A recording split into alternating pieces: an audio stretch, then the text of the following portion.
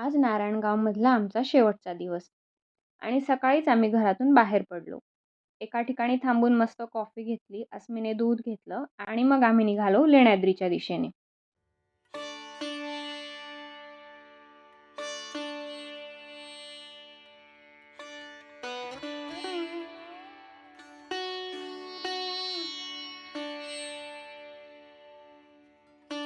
लेण्याद्री हे अष्टविनायकांपैकी श्री गिरिजात्मज गणपतीचं मंदिर आहे. विशेष म्हणजे हे संपूर्ण अष्टविनायकांमधलं एकमेव मंदिर आहे जे डोंगरावरील गुहेत वसलेलं आहे. पण वर पोहोचल्यानंतर मिळणारी शांतता आणि प्रसन्न वातावरण सगळा थकवा घालवून टाकतं. इथे नेहमी खूप माकडं दिसतात, त्यामुळे आम्हाला थोडी काळजी वाटत होती कारण अस्मी आमच्यासोबत होती. पण आज सुदैवाने एकही माकड दिसलं नाही. खूप छान दर्शन झालं. आत गाभाऱ्यात गेल्यावर तिथे तर इतकं भक्तिमय वातावरण होतं, की तिथून उठावसंच वाटत नव्हतं.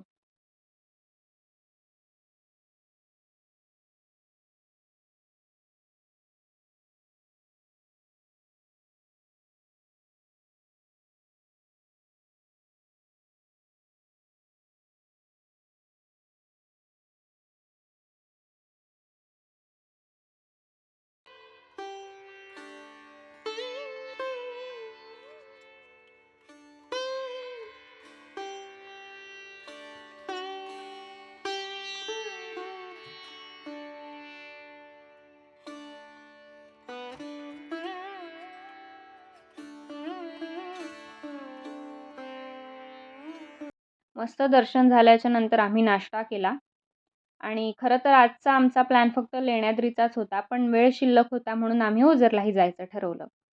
नारायणगावला आलो आणि ओझरला गेलो नाही असं आमच्यासोबत कधीच होत नाही.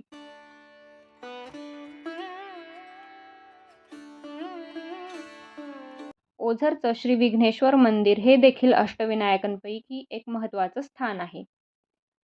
आपल्या भक्तांची विघ्न दूर करणारा गणपती म्हणून ह्या मंदिराची ओळख आहे.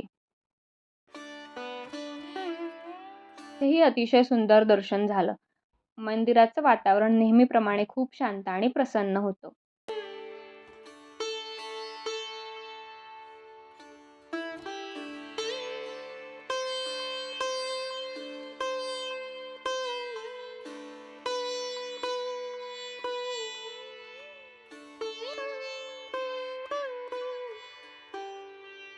दर्शनानंतर आम्ही मस्त गार उसाचा रस प्यायलो आणि मग घराकडे निघालो.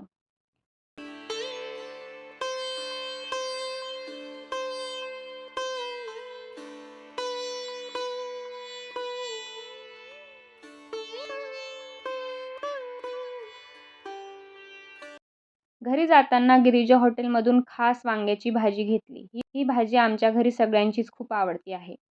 घरी पोहोचल्यावर मस्त जेवण केलं, थोडं रेस्ट केला आणि मग पुन्हा पुण्याला परत जायची तयारी सुरू झाली.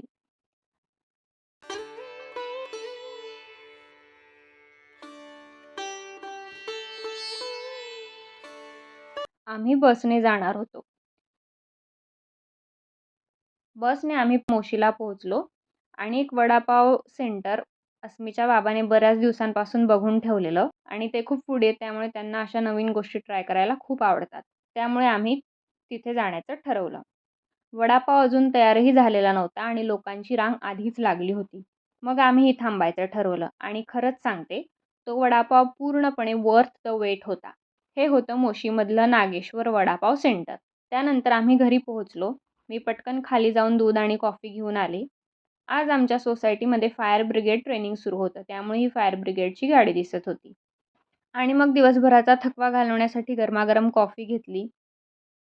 त्यानंतर थोड्या वेळाने अस्मीची फ्रेंड आली. अस्मी आणि रुची मिळून खूप वेळ खेळल्या आणि नंतर एवढा सगळा पसारा करून ठेवला.